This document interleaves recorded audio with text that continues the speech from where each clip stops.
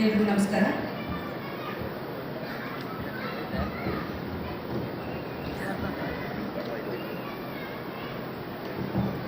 ಕವಿತೆಯ ಶೀರ್ಷಿಕೆ ಸುಡುವ ಯಾವ ಗಡಿಗಳು ತಣ್ಣಗಿಲ್ಲ. ಕಡುವಂಟಿತನದಲ್ಲಿ ಹಸಿ ಹಸಿ ಗಾಯಗಳು ಆಕಳಿಸುತ್ತವೆ. ಕಡುವಂಟಿತನದಲ್ಲಿ ಹಸಿ ಹಸಿ ಗಾಯಗಳು ಆಕಳಿಸುತ್ತವೆ. ಕಾಲದ ಬಸಿರು ಹೊಡೆದ ತೊಟ್ಟಿನಲ್ಲಿ ಕಿವಿ ಗಡಚಿಕ್ಕುವ ನೀರವ ಮೌನ, ಕಿಟಾರನೆ ಕಿರುಚುವ ಗಾಯಗಳು. ಬದುಕೆಂದರೆ ಇಷ್ಟೇ ಅಲ್ಲವೇ? ಬದುಕೆಂದರೆ ಇಷ್ಟೇ ಅಲ್ಲವೇ?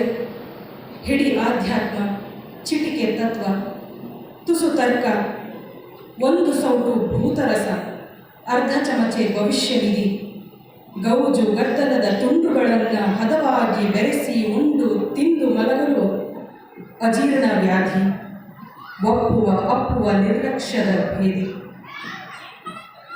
ದೇವತೆ ದೇವತೆ ದೇವತೆ ಅನ್ನುವ ನಿನ್ನ ಧ್ವನಿ ಇರಬಹುದು. ಇರುಳೆಲ್ಲ ಕೇವಲ ನನ್ನ ಹೆಸರು ಕೇಳಬಹುದು. ತುಂಬು ಸ್ವಪ್ನದಲ್ಲಿ ನಿನ್ನ ಬೆಚ್ಚಗೆ ಒಪ್ಪಿಕೊಳ್ಳಬಹುದು. ನಡುರಾತ್ರಿ ಬೆಚ್ಚಿ ಎಡಲಬಹುದು. ಎಲ್ಲವೂ ಒಂದು ಮಾಯೆಯಾಗಿರಬಹುದು. ಹೌದು ಹೌದು, ಇಲ್ಲಿ ಬಹುದು ಬಹುದು ಅನ್ನುವುದರಲ್ಲಿ ತಪ್ಪೇನೂ ಇಲ್ಲ. ಅದೇ ಸ್ವಪ್ನದ ಬೆಂಕಿ ಆರುವುದು, ಬೂದಿ ಗಾಳಿಯಲ್ಲಿ ಹಾರುವುದು. ಹಾರಿ ಹಾರಿ ಗಗನಕ್ಕೇರಿ ಕುಣಿಯುವೆ, ಹಾಡುವೆ ಹಾಡುವೆ ಕುಣಿಯುವೆ.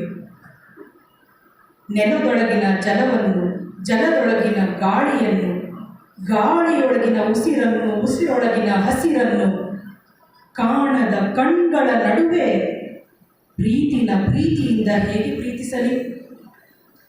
ಇಲ್ಲಿಯವರೆಗೂ ಈ ಅನಂತ ಭೂಮಂಡಲದಲ್ಲಿ ರಣಹಸಿವು ಹಿಂಗಿಸುವ ಯಾವ ಹೂಹಣ್ಣು ಮೈದಳದಿಲ್ಲ. ಗೊತ್ತಿಲ್ಲವೇ? ಇಲ್ಲಿ ಸುಡುವ ಯಾವ ಗಡಿಗಳು ತಣ್ಣಗಿಲ್ಲ. ಗೆಳೆಯ, ಇಲ್ಲಿ ಯಾರಿಗೆ ಏನು ಬೇಕಿದೆ ಹೇಳು? ಸುಡುವ ಸೂರ್ಯ ನೆತ್ತಿಯ ಮೇಲೆ ಹಾರಿ ಹನಿ ತುಂಬಿದ ಮೋಡ ಒಡೆದು ಬಯಲು ಸೀಮೆಯ ಉಡಿ ತುಂಬಿ, ನಕ್ಷತ್ರನವು ಇರುಳ ಸೆರಗು ತುಂಬಿ, ಹಸಿರ ಹೂಕಣ್ಣು ಬಿಟ್ಟು ನಗಲಿ. ಇಲ್ಲಿ ಎಲ್ಲರಿಗೂ ತಮ್ಮ ಕಿರೀಟದ ಚಿಂತೆ. ಇಂತಿಪ್ಪ ಈ ಲೋಕವನ್ನು ಉಳಿಸುವುದಾದರೂ ಯಾವುದು? ಇಂತಿಪ್ಪ ಈ ಲೋಕವನ್ನು ಉಳಿಸುವುದಾದರೂ ಯಾವುದು?